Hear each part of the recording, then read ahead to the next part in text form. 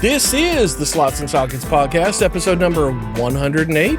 I am one of your hosts, IRD Moose, and my partner in crime. Turbo. I picked the perfect time to introduce you just as you were taking a sip, didn't I? And then every time you take a sip, I'm going to ask you a question. 7 is my answer. Yes. Oh, it's not 6, 7? No, it's just 7. Okay. It's not 7, it's 42. We can live with that. So, how you doing? Good. It's summertime. It's really interesting. Summertime usually translates to not a lot of stuff like tech news because everyone's out about doing other things. Mm-hmm. And it's interesting. We've seen kind of a ramp up of the rumor mill. Yep. Of a lot of different things. And I think today we're just going to talk about some of the rumors that we're hearing and kind of what we think, if some of this is legit or if some of this is maybe not as legit. So I think we start with company. And let's go to the Blue Oval. So what? You're not saying anything. Yeah, there we go. I hit a thing. So user error. So Intel. So Intel. Oh, I thought you were talking Ford for a second. No, Blue Oval. Intel's not an oval. It's a square. Okay. So Intel. Intel is trying to figure out a way of being competitive anywhere. They're just not selling, so they've got to figure something out. Yeah, the 200 series and the 300 series, Arrow Lake and Panther Lake have just flopped over.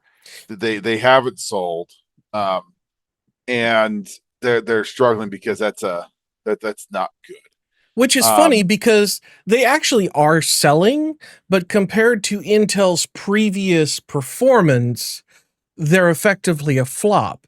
But if AMD had the numbers that Intel was moving, they would be having an amazing year. It's so, Intel is moving stock. It's just nowhere near what they used to do.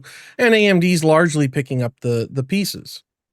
I think the problem is that AMD is eaten into the pieces that Intel relied on to make a lot of.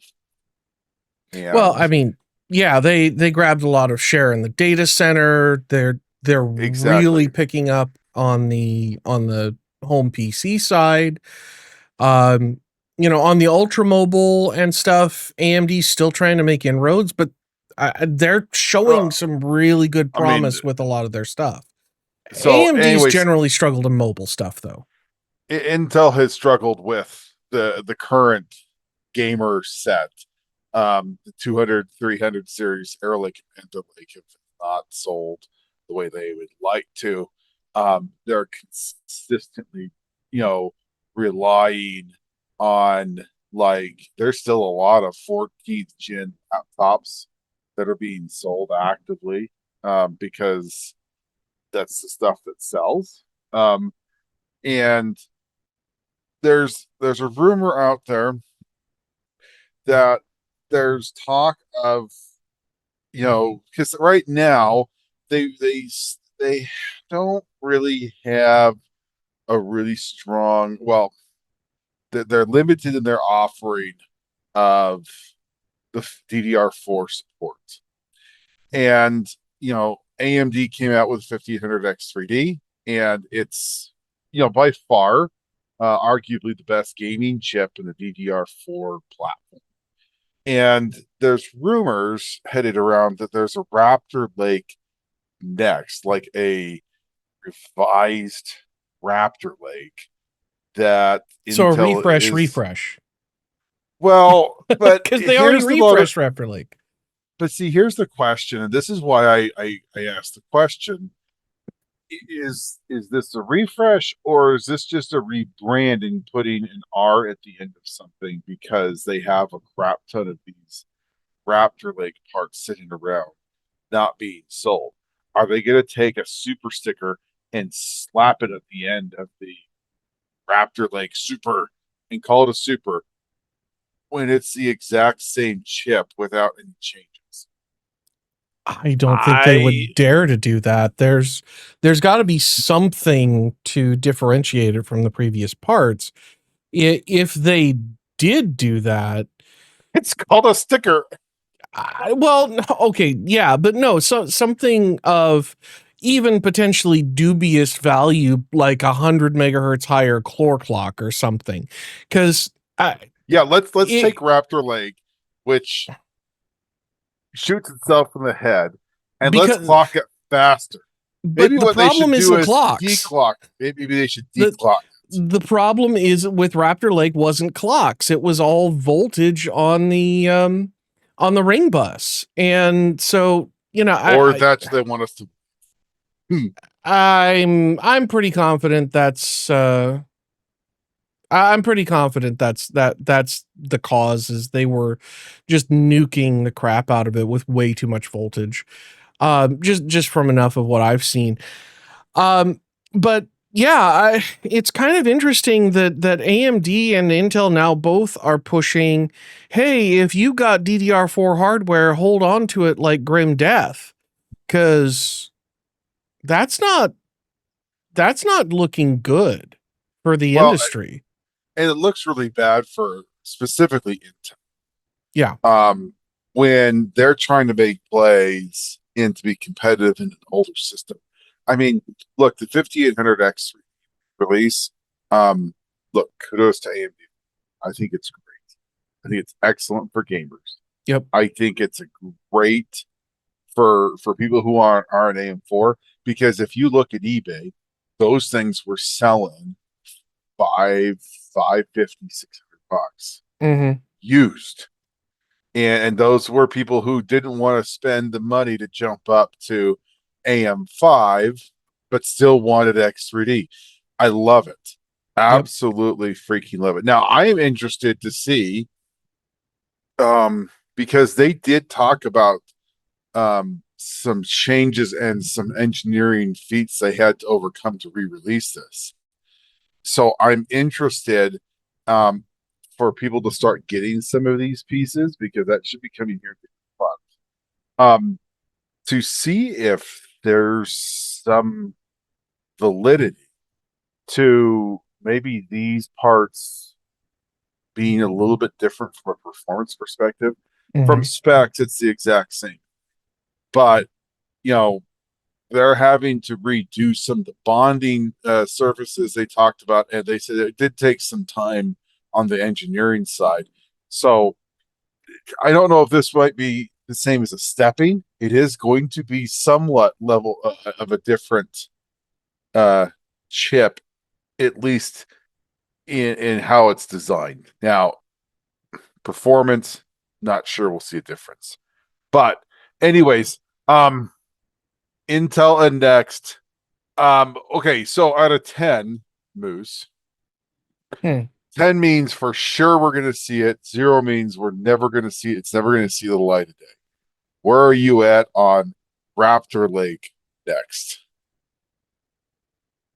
I think right now with what I've heard, it's probably about a 5. Okay. I was thinking 3. I think it's kind of silly. Yeah. I think it might have. I could see it happening. It's not a 0, but I just don't feel super confident.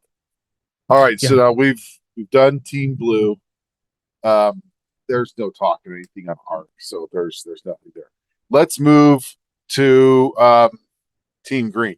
Let's go to AMD. So You mean Team AMD, Red? we've read. So You yes, you and red, Green, red. that's Nvidia, dude. That's ingredient. We aren't shilling for them yet. Okay. Okay, so AMD. So let's talk. We've got top two sides. The Yep. first is a 9080 XT. And there's rumors that there is possibly a GDDR7 variant with 24 to 32 gigs of GDDR7 and Okay. possibly the fully unlocked Navi with possibly up to a 30% uplift in performance. So big Navi that we Big were Navi. promised, or I'm Yes. sorry, that we were promised not to get. Promise not to get. Or even if it's the same 9070 core, it would be a overclocked version of it with higher clocks Mm-hmm. and faster memory at GDDR7 with higher bandwidth. That in and of itself would increase speed just if you increase clocks and to GDDR7. That would be what's your take on that rumor seeing the light of day? I I think there's a good chance because what I'm seeing happening here is the Hmm. memory availability is really kind of screwing everybody. I don't know that we're going to see it be GDDR7 because that Navi core, unless they've redesigned it, is already baked at GDDR6. So and it would kind of be dumb to move to GDDR7 because that's the one everybody's trying to snap up and get fab space for anyway. So I Okay, with so those details, I don't know. I think we probably will see a 9080. I just don't know that it's necessarily going to be those specs.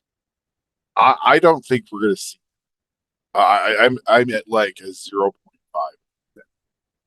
Like Eh, because okay. here's the problem. Okay, um, AMD has an operational efficiency in that GDDR6 is much cheaper to procure and easier to find Mm-hmm. than GDDR7. Okay, for them to build a graphics, it is far cheaper than NVIDIA can. Okay, it's a benefit for them. Okay, two, um, that would mean that they would have to go do it. And if you're talking 24 and 36 gigabytes, that's an area that AMD doesn't have contracts for. And Yeah. I don't necessarily know if increasing your memory throughput is really going to make a big difference. Now, is it possible we could see like a 9075, like maybe an overclocked variant? Um, I think you could if you had like a stepping version of it, Mm-hmm. where you had maybe more power. Um, I don't, but in all honesty, I really think that what AMD is going to play here is say, you know what, this is our offer. We're going to keep hammering value because value is what gamers keep buying. Yep. The 9070 XT finally is making some good inroads on the Steam survey. We're seeing more of those cards being used. They're selling well. And comparatively speaking, you can buy a 9070 XT so in the like 550 range, and a comparable NVIDIA card is the 5070 Ti, and that's still selling for $1,000+, Yeah. which is absolutely insane. Um, and you really can't compare to the 5070 because A, it's slower, B, it has less RAM. Um, Even with the Super Series that they're talking about, I don't know if like a 5070 Super really is going to be able to make enough inroads unless they're going to lower costs. But I don't see Nvidia lowering cost anytime soon No. because they're greedy little green Martians. Well, So they got a $5 trillion valuation to keep yeah, faking. So, what exactly. do you expect? So okay, so there's the Radeon. Okay, Zen 6. Okay. Hmm. Rumors Okay. of Zen 6 are putting it at 6.5 gigahertz and higher. For base clock? Yeah, I saw that. Yes, yes. So, um, what are the chances that we get a 6.5 gigahertz processor in Zen 6. Oh, I think that's pretty good. I think we're probably 9, 8. What do you think? I would lean towards 7. Okay. Okay. Not I'm an eight and a 100%, half. but I'm an yeah, 8.5. I fair. think it's very it's that's an easy one because we've been hearing those rumors for quite some time, and they Well, haven't yeah, really changed a lot of their tunes. And it makes a lot of sense for AMD because at this point, even if Intel came out with something good, a 6.5 gigahertz, Zen 6 with 1224, because that's the next generation. It's not going to be 8. yeah. It's going to be 1224, not 816 like we have right now. It is going to just it's not even it's going to be a bloodbath. It's not even Oh, close. sure. And Now, do you think we're going to see it this year, or do you think we're going to see it next year? I think we're on the edge. I don't know if we'll necessarily see it this year. I think there's probably a better chance. If I had to choose one, I would say early 27. Probably like a CES Post release. CES, yeah. Yeah, like January release and probably in April, like actually getting in gamers' hands. Just don't screw it Although, up again, although I please. will say, um, I will say, um, AMD has done late releases, but Yeah, I don't think there's any push for them. There's no threat from yeah, Intel. So I probably would lean towards CES. Um, and my guess, we're probably going to see a little bit of a price increase on that. But I also think you're also going to see a core increase. So, I yeah. mean, Well, we'll know a bit more in November, I think, because that's when AMD officially announced the 9,000 parts. mhm. So, they may. I hope they don't release it like they did the 9,000, because that was just dumb on their part. I really don't understand why they did it that way, because everybody knew the X3D parts were coming and everybody wanted the X3D parts. So, um, well, most everybody. do you think that the next generation is only X3D? I think that would make a lot of sense, because Boy, think if you could. X3D, well, X3D in the current iteration doesn't really give you any detriment in non-gaming workloads, but it does give you benefit in gaming workloads. So going X3D for everything just, I think, makes sense, especially if they've got the process down. Yeah. So I mean, it'll be interesting to see when it comes out. I think we're all fairly confident in that leak.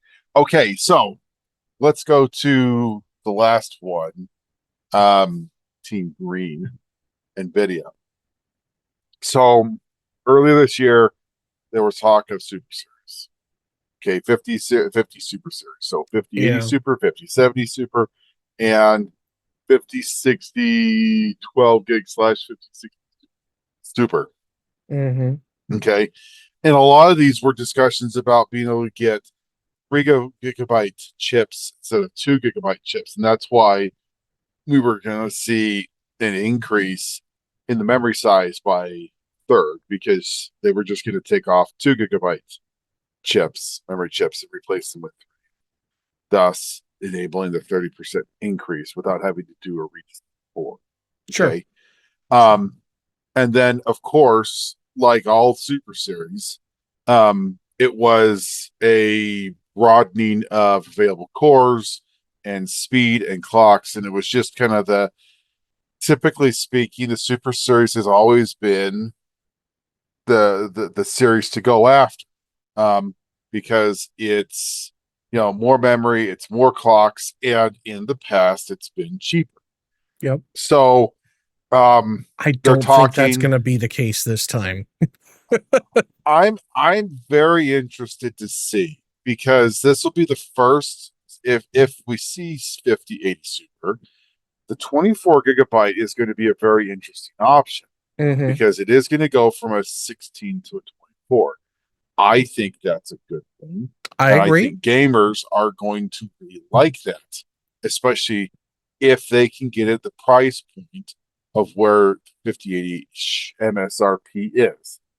Um, I don't think we're going to see volume of those cards.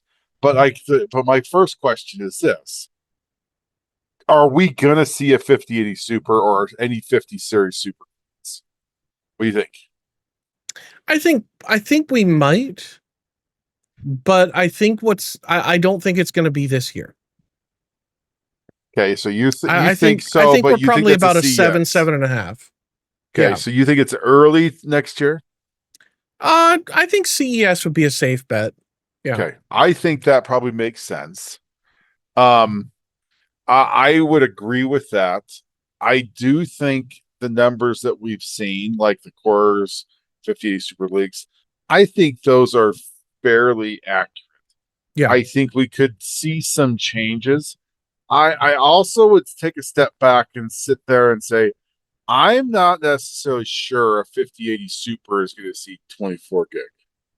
I think it probably will. And I think the reason why is because a lot of people are using these cards a lot steadily. A lot more people are using these cards for LLM workloads at home, But and see, that brings the enough memory down to a reasonable price point, which is oddly enough the price point of the 4090.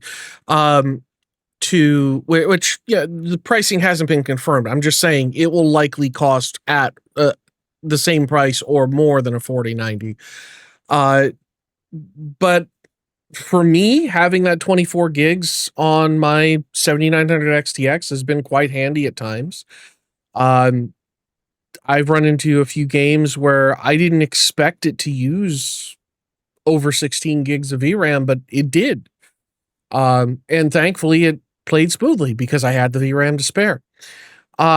But I think also because NVIDIA is so heavily pushing this LLM stuff, uh, which AMD is doing as well. They've got LM Studio now packaged with the driver, and you can basically straight up install that, among other things. And I think what NVIDIA is trying to get people to do is get into this agentic computing model that they are trying to force on everyone. And having that VRAM to be able to handle that will make that easier because you got to have the VRAM and you got to have the system RAM. okay, so you're fairly confident we'll see it. Mm-hmm. Okay, so here's the next question, and I think I'm a confident I'm feeling better than some of the other things that we'll see. I would say probably 6, maybe a 7 out of 10. Okay. Here's the next question. I think this is the loaded question. Do we see quantity of cards released, or is it a fake launch like the 50 series? Oh, I think it's going to start as a paper launch. I, Okay. I'm Do you 100% confident it's going to be a paper launch, and here's okay? why: because we haven't heard any 6000 series rumors. Oh, look, that goes to There's the end been of nothing. no, because there's not going to be anything. There Yeah, is not going to be a Radeon or a next generation GPU from anybody in 27. I think we might see one from AMD.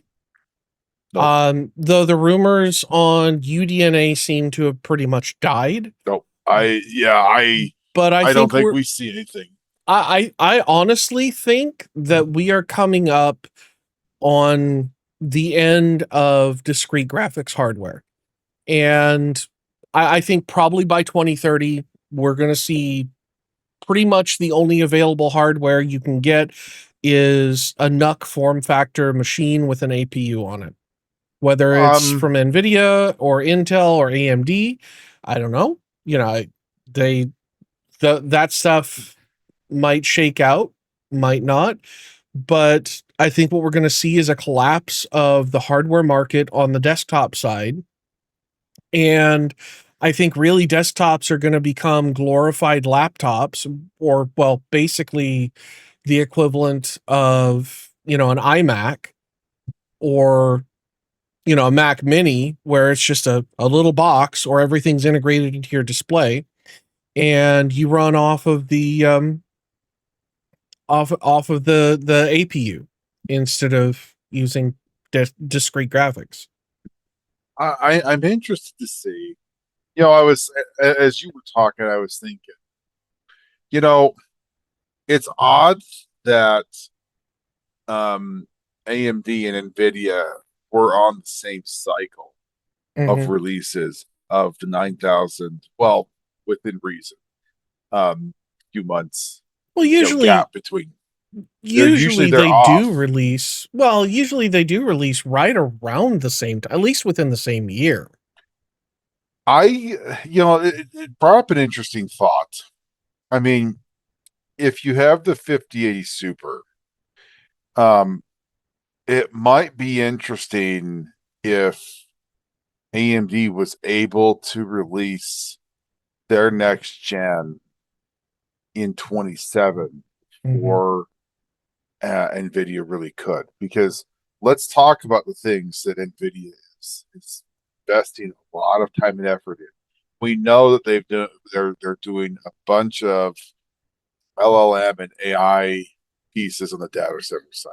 Yep. Okay. We know that they've got this 5080, and if it's a paper launch, it's going to look really bad for them. We know that they have the N1X Mhm. that they're going to put a lot of time and effort into, a lot of time and effort, a lot of money into. And if AMD could have a spring surprise of a next gen UDNA graphics card, that could be very interesting because you essentially would be competing against a paper launched 50 Super. Mhm. And you could be like, yeah, sure, you can do that. You could actually buy ours And let's type not of forget thing. ARC. Yeah, non-existent. Exactly. So Um, they they could basically be won't have competition. they could be really interesting because it's odd that we're gonna go. I mean, 25 was the 50 series and the 9000 series. Mhm. And we're talking about, a refresh launch in early 27. Okay. I don't expect Super to be late 26. I think it's Yeah. going to get pushed to 27. Yeah. Um, and I think that let me rephrase that. If AI bubble happens sooner, NVIDIA will have part ready and it'll be ready to rock and roll fairly quickly. I I think think it's if mostly taped out. I yeah, think they could get it off fairly quickly if they needed to. But because keep in mind, I mean, part of the thing we got to keep, we have to be, think here. Um, NVIDIA has contracted fab space, TSMC, huge volumes of it. huge volumes. If, and I say if the AI bubble were to pop and the demand for AI dried up very quickly, okay, um, NVIDIA would have incentive to make something on Mhm. those TSMC things that they've already made. And if problem is that if they've contracted it, they're paying for it whether they get anything out of it. And it would probably make sense for them to just make a crap ton of those GPU cores and flood the market Yeah. and to get something. Because if they don't, they're going to get nothing. Well, Um, yeah, but then they're going to be taking parts that would be sold in a $10,000 GPU or $100,000 GPU for server class, and selling it to a market where people are freaking out at $2,000 GPUs. Well, I So, I'm just saying, yeah. the honest truth Granted, a lot of is, that cost is from the memory because those GPUs have like 700, 800 gigs of memory on them. So, but if that demand dries, there's just a lot of snowball effects that yeah, would happen very quickly if that happened. And I'm not suggesting it will. I'm not suggesting it happens this year. I can tell you I'm very happy if it same, likewise. Yeah. but Well, and here's the other thing. Nvidia has a vested interest in it not popping anytime soon. A big portion well, of their valuation is based on those orders and the work that they forecast is coming. the And, only AM Nvidia has been very good at spinning um, how they sell things and who they sell things to. mhm, You know, when it was the crypto miners, it was, mining for money. And then when crypto dried up, it's almost like they had this other market, this AI market, really hadn't it was taken right off. there. Yeah. It was just there. And they were like, oh, yeah, we totally use these for AI. Everyone's like, what? AI? What the heck is that AI? Yeah. You know, AMD doesn't do things deliberate. Like they had the 5080 Super, okay, I mean, and the Nvidia. Supers, NVIDIA, sorry. And they had the 5080 Super series. And then like we had these rumors it was hot and heavy, and then nothing. Yeah. And it was like gone. And everyone's like, oh, I guess it's not happening because the rumors instantly stopped. Like no more rumors, no nothing. It was just dead. We all just assumed it was just that dead. And now all of a sudden, the rumor mill is like in excess mode of 5080 Super driving up hype. Mm-hmm. And so I just asked the question: Is Nvidia seeing? Do they know something behind the scenes, and are they getting ready to pivot away from AI demand? Because here's the here. I mean, if all of these AI data centers are saying the same thing, we have all of this hardware and we can't use it because we don't have power for it. The notion that someone's going to build you a nuclear power plant doesn't happen overnight. Right. And why on earth are all these AI data centers buying current generation stuff when you don't have power to turn the stupid thing on? Mm-hmm. So I ask the question again: if you don't have power for it, why are you buying it? Because if this is such a rapidly evolving market to be in, shouldn't your number one priority be power first? Because if you don't have power, what's the purpose of buying systems that you can't turn on?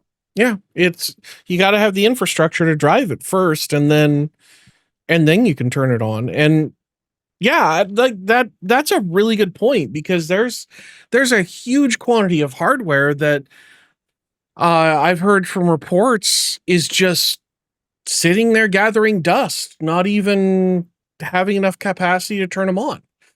There are So some of if these you data don't, centers in Texas that have built their own power systems, and there have been some allegations of dirty dealing with the local municipalities because they get licensed to build a backup generator system and then they end up building 50 gas turbines.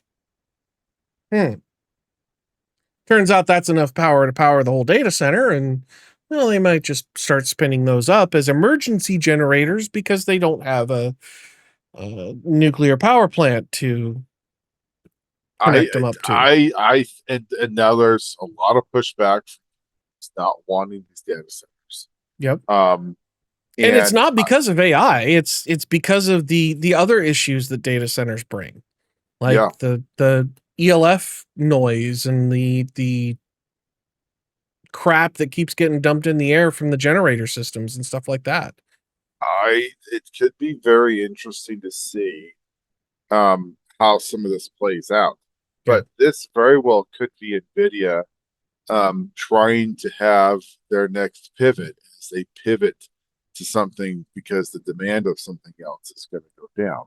Hmm. Um, Now, I don't know if that's 100% accurate, okay, but it makes a lot of sense given what NVIDIA's done in the past.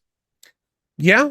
Well, and Nvidia's not going to talk about it because their stock price depends on ensuring that this AI bubble doesn't pop. So if they start making noises like it's going to, and then they do something that looks like it's against this AI movement, stockholders are going to start asking questions. Yeah, So, it's really going to be um there's a lot of change that I feel is in our market. And it, it could be, I wonder if, because Jensen has changed his tune. This last one he talked about and brought up the first time of personal aim. mhm, And there was a lot of talk about personal yeah. aim. And that And and that's one of the main reasons why I think that they're going to push a 24 gig consumer GPU. I also think that's where N1X I think can play well, Yeah. because if you had a 64 gig shared system and GPU memory all in one die, it Yep. does allow a lot of flexibility on that Yeah. to do some of those tasks localized rather than at the cloud. I think that localized AI is a far better solution than data center. Oh, I absolutely agree. I mean, there is I a place for the data center AI, mainly from the perspective of training, but because you got to have something to build that model, mhm, and it takes yeah, a lot more resources to build the model than it does to run it. So, you know, uh, yeah, I mean, yeah, and the other thing too is I think what we're going to end up seeing is as we move toward these N1X based systems. One of the systems that Jensen showed off in his Computex keynote, if I remember right, had 3/4 of a terabyte of RAM. And I mean, I would argue that's a workstation class system at that point. But I think what we're going to end up seeing is eventually the gaming industry, or at least the home and small business PC market, collapsing into these systems like this, where you know you don't have a discrete GPU. You might have a few PCI Express slots on the board, but you're not going to have a GPU to plug in it. That's going to be for like fancy network card or Wi-Fi card or whatever. Um, because there are things that people do with those slots other than graphics cards. So you know, I I think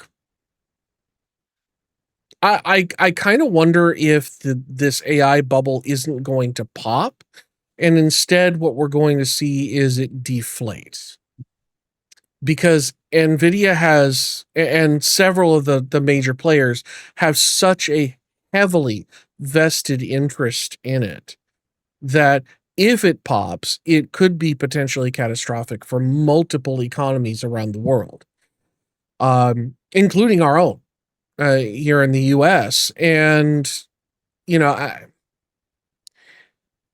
I think that's a common thing. I think a yeah, lot of people, consumers, are looking at this saying everything's really expensive right now from an economy perspective. And it might be that AI is the piece where if that demand just doesn't fill in hmm and you're not making money, then the Wall Street money that's supporting all of this is going to quickly die out. I don't know, but there's a lot of funny stuff going again in not only our economy but a lot of economies around the world. And I can see where if you keep doing silly and funny things, that it doesn't make sense to keep doing some of these silly and dumb things. Yeah. And I can absolutely see where some of this could actually just kind of make sense. But on that bombshell, I think we call it a day. I agree. Yeah. And on that bombshell, we're going to thank you all for giving us a little bit of your time. And do remember to jump down the doobly-doo down below and give us a like, subscribe, all that fun stuff. And I think until next time, have fun storming the castle. Good night, everybody. Good night.